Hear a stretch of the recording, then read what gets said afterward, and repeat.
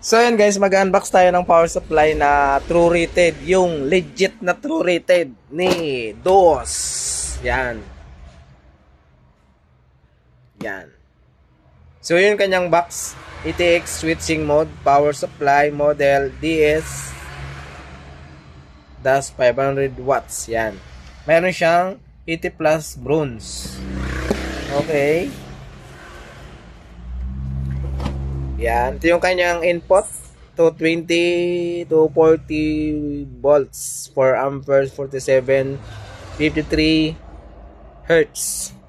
DC output. Yan. Max current. Max combined power. Yan.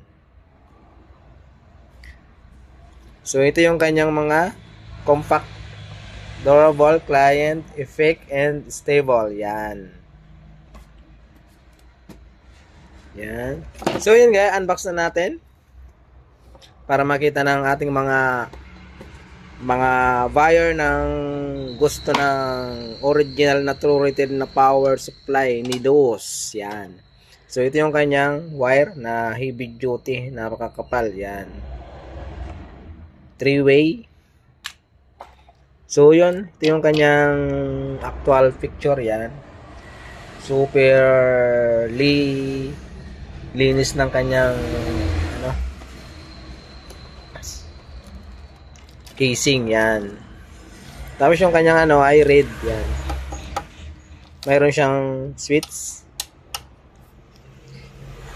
Legit to guys na true rated na power supply. Legit na 500 watts. Yan. Yan. So yan. Ito yung kanyang mga cable.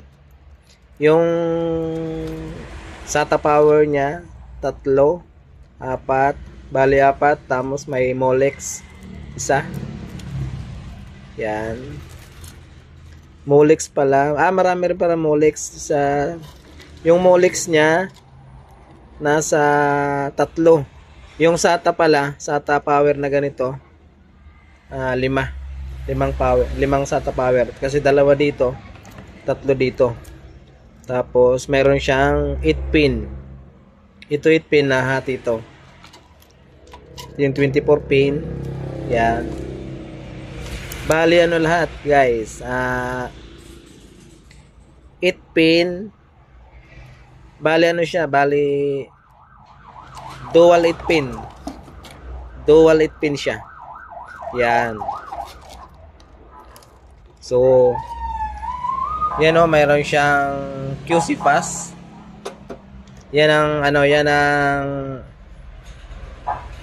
patunay na siya. Heavy duty na true rated power supply na 500 watts.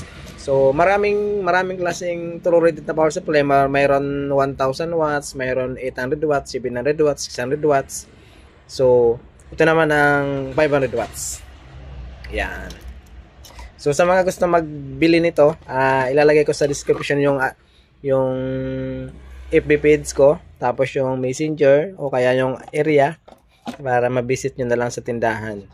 So ang tindahan namin ay nasa Albay, nasa Daraga Albay. So yun. See you your order. Thank you for watching this tutorial about computer power supply, computer parts.